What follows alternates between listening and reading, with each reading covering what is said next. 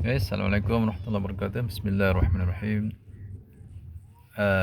Petang ni kita nak bincang sedikit pasal apa itu krisis pemulihan ataupun dipanggil healing crisis bahasa Inggeris, ataupun proses detoksifikasi kan, dalam semasa kita mengambil air ASEA Redox ataupun air signaling molecule redox ataupun redox signaling molecule air air minuman redox signaling molecule ASEA, brand ASEA tu. Okey. So biasa perkara ni berlaku. Jadi apa itu krisis pemulihan, masya-Allah Okey, sebelum tu kita selawat dulu Fatihah. Al-Fatihah. Bismillah. Iyyaka na'budu wa iyyaka nasta'in. Shiratal ladzina an'amta 'alaihim ghairil maghdubi 'alaihim waladdallin. Shalli 'ala sayyidina Muhammad Fatihil khatim lima sabaqa nasrul haqq bil haqq wal hadi ila siratikal mustaqim wa 'ala alihi haqqa qadrihi subhana rabbika rabbil 'izzati 'amma yasifun. Salamun 'alal mursalin walhamdulillahi rabbil alamin. Okey. Saya sebenarnya nak buat satu tajuk saja tentang krisis pemulihan atau healing crisis yang berlaku bila seseorang mengambil air minuman redox signaling molecule ASEA Redox ASEA Redox, minuman ASEA Redox Tapi ada 3 subtopik dalam tu. Kalau buat sekali dia jadi panjang sangat kan. Nanti orang tak larat nak dengar lah, cemui lah cakap. So tajuk pertama dalam video yang ringkas ni, kita terangkan apa itu krisis pemulihan dalam ASEA Redox bila kita mengamalkan, bila kita mengambil ASEA Redox, minuman ASEA Redox Okey, krisis pemulihan adalah satu reaksi tubuh yang berlaku pada tubuh kita selepas kita minum ASEA Redox Biasanya benda ni berlaku, ada setengah orang immediately tak sampai 1 minit, dalam masa beberapa saat terus rasa. Kira hampir immediate lah. Minum je terus rasa. Wow, itu maksudnya sangat berkesan komunikasi sel-sel dalam tubuh dia menjumlah 100 trilion tu kan. Masya-Allah. Sangat berkesan. Terus dia rasa kepala dia ada something, rasa macam sebenarnya darah berjalan lah. Mungkinlah darah berjalan. So komunikasi sel, darah berjalan, so dia supply oksigen dekat sel-sel otak. Lepas tu dia rasa fikiran, mind dia clear. Terasa Ada setengah orang dia rasa pernafasan dia lega. Masya-Allah. Pernafasan dia lapang macam oksigen masuk dalam paru dan dalam sel-sel So dalam sel darah merah paru alveolar, lepas tu dia transfer kepada hemoglobin sel darah merah kan, cepat So itu pun satu lagi reaksi Alright. Kemudian biasanya orang rasa sakit menyejuk pada kawasan badan tertentu. Ada bahagian kaki, ada bahagian tangan, tapak kaki, macam-macam Ini semua bergantung pada individu. So reaksi begini, reaksi healing crisis ni boleh berlaku kepada seseorang yang mengambil atau mengamal minuman redox ASEA Redox minuman redox ada satu je setakat ni lah dalam dunia, ada satu sebab daripada pattern kan, ASEA Redox, insyaAllah. So ada yang rasa terus hidung dia macam tersumbat, tersumbat, mungkin ada resdung ke alahan ke gitu maknanya cairan sesama tu tak keluar, pun ada juga begitu Ada yang rasa nak meloya pun ada juga mata nak berair, macam-macam Alright. Jadi ini healing crisis yang ringan lah. Biasanya healing crisis begini mengambil masa yang cepat cepat. Dia akan clear dalam masa beberapa minit, beberapa jam. ataupun dalam masa 1 hari, 2 hari, berapa hari kan. Biasa cepat ni healing crisis. Healing crisis macam rasa lapang dada, deep breath, oksigen masuk kan dalam paru-paru kita, kan dalam sel kita. Itu syok lah, kita seronok lah, rasa best. Ataupun otak kita rasa clear. So brain fog ke frozen freeze brain ke apa benda. So maknanya kita punya pemikiran kita macam tak clear kan. Brain fog lah kan, dia akan clear, rasa clear. Masya-Allah. Itu pun satu benda yang bagus lah, reaksi pemulihan yang bagus kan. Tapi kalau rasa menyucuk-nyucuk, sakit-sakit sana, sakit sini kan, pening, dizzy, sakit kepala kan, itu satu healing crisis yang banyak orang tak suka lah, rasa tak uncomfortable, rasa macam tak selesa. Ada setengah tu dia risau pula, apa hal ni minum ni, ini tak bagus ni kan, ini air apa ni kan, apa kandungan dia menyebabkan rasa yang negatif, rasa yang tak selesa, rasa bertambah sakit, atau simptom penyakit yang sedia ada dalam badan dia bertambah. Sakit kepala bertambah sakit, gatal-gatal, kulit bertambah gatal, lagi keluar pula ruam-ruam mengenyam kan, kulit keluar bintik-bintik merah ataupun keluar biji-biji yang gatal, kulit kering. So macam-macam, ataupun runny nose kan, keluar lagi sesama, orang yang bersedung kan, lagi teruk. Kalau orang yang batuk kan, bertambah teruk batuk dia. Ataupun tak ada batuk jadi batuk. Macam-macam. Yang tak ada simptom sama ni, keluar simptom tu. Yang dah ada simptom tu, dia bertambah teruk. Itu pun satu lagi. So simptom reaksi pemulihan ni bermacam-macam, pelbagai, ikut individu, dan dia tidak semestinya berlaku pada setiap orang. Sebahagian tu nak kata segelintir atau sebahagian kecil. Bukan kebanyakan orang lah. Bukan kebanyakan orang tapi perastus yang katalah 1000 orang yang ambil minuman redox, Asia Redox ni. So berapa orang yang kena healing crisis, yang itu tak pernah buat pula kajian atau statistik, tak pernah ambil data kan. So tak tahu nak cakap kan, sama ada 50%, 40%, 30%, 20%, 10% atau less than 10% kan, begitu. Dan biasanya berlaku kepada orang yang ada masalah yang kronik, masalah kesihatan yang kronik, penyakit kronik. Dan juga hampir kebanyakan orang yang bergantung kepada ubat. Penyakit dia terpaksa makan ubat. Ubat ni lah, ubatan yang dipreskripsi oleh doktor di hospital atau klinik. Yang itu pun akan mengalami healing crisis. Biasanya lebih teruk daripada orang yang tak bergantung kepada ubatan. Itu lebih teruk dia punya healing crisis. So kita, macam mana kita nak terangkan benda ni, sebab redox signaling molecule ni adalah satu benda alami, satu produk alami, satu suplemen alami, suplemen yang membekalkan tubuh kita, sel kita dengan redox signaling molecule.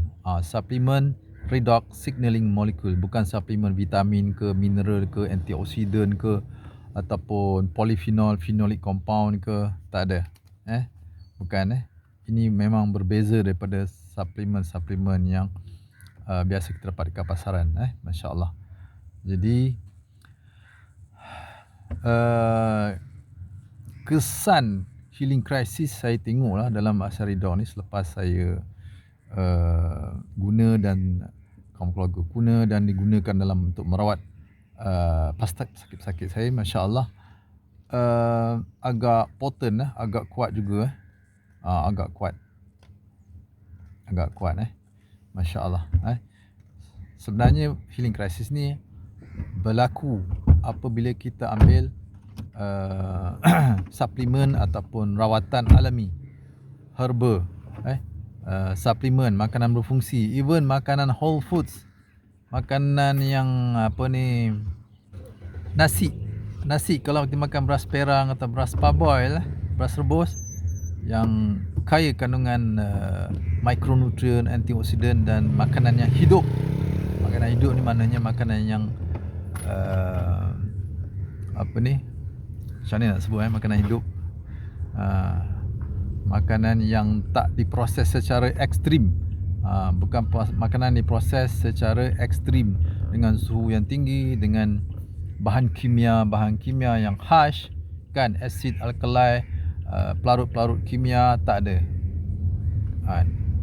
Ini makanan yang diproses secara alami, secara lembut, secara perlahan, secara kalau guna suhu pun suhu yang rendah ataupun terkawal suhu dia, kan, untuk mengeringkan herba tersebut. Atau misalnya beras, kita jemur matahari atau masuk oven suhu 50, 60, 70, itu okey lagi, bukan suhu sampai macam dalam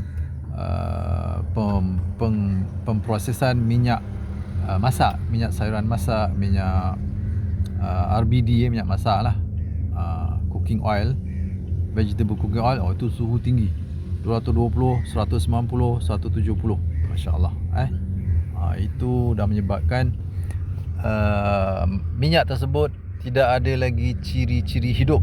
Ciri hidup ni susah nak terangkan, bukanlah makanan tu hidup, tapi dia macam mana susah nak sebut, nanti biar orang salah faham. Dia bukan dia menghidupkan sel, tapi dia meningkatkan keupayaan fungsi sel, begitu. Meningkatkan redox potential. Yes, orang faham redox potential. Tapi redox pun orang tak faham kan. Redox potential ni dia ada voltage dia, millivolt, sekitar minus 80 millivolt sel kita ni. Jadi macam buah lemon, buah temikai ke, buah air kelapa kan, bila kita letak mentol dia akan keluar lampu, macam tu. Dia ada redox potential, ada voltage sedikit, current akan keluar, begitu. So benda-benda macam ni akan yang ada ciri redox potential ataupun voltage sedikit, bukan macam current elektrik kabel tu, itu matilah kan, sel mati.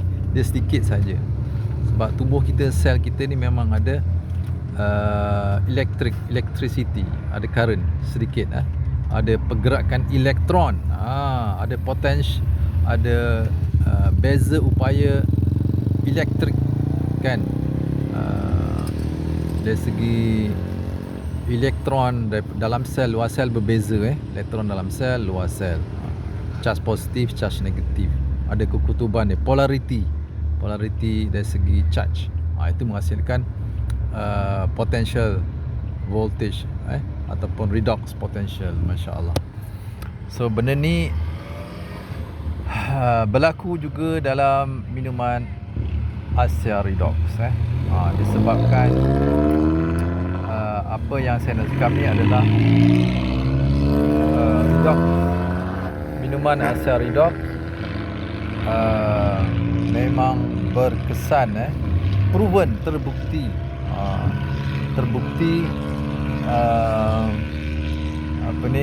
meningkatkan keupayaan komunikasi, hubungan antara sel seluruh tubuh kita yang berjumlah 1 trilion. Itulah menyebabkan healing crisis. Bila komunikasi sel dalam sel meningkat, maka berlakulah aktiviti sel untuk menseimbangkan, untuk mencapai homeostasis, keseimbangan, titik keseimbangan dalam banyak segi, keseimbangan redox, keseimbangan cecair, elektrolit kan, macam-macam lah, untuk memberi kesan optimum tubuh yang sehat. Kesan optimum pada fungsi sel, tisu dan organ tubuh kita. Begitu. Itu tujuan komunikasi sel yang ditingkatkan, dioptimalkan oleh minuman Asharidok ni. So, berlakulah sesuatu reaksi dalam sel tubuh kita. So, reaksi-reaksi itu saya dah terangkan dalam sesi pertama redox, signal molekul, dan sesi kedua ada sentuh. So, sekarang kita nak bincang pasal healing crisis. So, begitu. Dan healing crisis ni hanya berlaku dalam tempoh tertentu, sementara. Dia bukan berlaku sepanjang masa, kan? Gitu.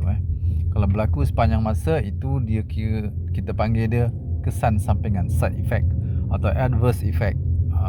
Itu biasanya kalau kita makan benda-benda yang suppressif, yang kuat, yang high dose, mega dose, itu boleh menyebabkan kesan sampingan. So, begitu. Jadi jangan takut dengan healing crisis. InsyaAllah. Cuma kalau berlaku healing crisis, itu kita akan bincang dalam sesi yang ketiga nanti. Bagaimana kita nak mengawal, mengatasi, meminimalkan, mengurangkan healing crisis yang berlaku bila kita ambil Asharidok. Begitu. Kita terang yang sesi ketiga. Alright. So, dia akan berlaku dalam tempoh beberapa minit, beberapa jam, healing crisis ni. Atau beberapa hari, beberapa minggu, ada yang sampai 2-3 bulan pun ada. 4 bulan. Kan? Jadi, jangan takut. Ini menunjukkan Asharidok memang very potent untuk fix up sel kita, untuk repair sel kita, untuk detox detox sel kita. Dan tajuk yang kedua nanti tentang healing crisis, signaling molecule redox ni, kita akan bincang pasal kenapa berlakunya healing crisis. Alright. Sekarang ni kita nak terangkan definisi healing crisis dan nak membezakan healing crisis dengan side effect. Begitu. Itu saja. So, pertama tadi, healing crisis sementara saja, tapi sementara pun bergantung pada orang. Bergantung pada orang. Bergantung pada individu, dan ini bergantung pada banyak faktor. Bukan faktor genetik saja, banyak faktor persekitaran luaran juga. Faktor-faktor yang diperolehi oleh individu tersebut. Kan? So, jadi sebenarnya healing crisis ni kita tak perlu risau, takut. Sepatutnya kita gembira. Maknanya proses penyembuhan, pemulihan sel ataupun proses untuk mencapai titik keseimbangan redox, redox balance sedang berlaku. Begitu. Selagi tak sampai keseimbangan redox, kan, untuk memulihkan penyakit kita lah, ataupun masalah kesihatan kita, selagi tu dia masih berlaku. Tapi tak semestinya. Ada juga yang tak baik. Healing crisis tu dah berhenti dalam masa berapa minit, berapa jam atau berapa hari, kan. Dan penyakit dia akan beransur improve dan sembuh.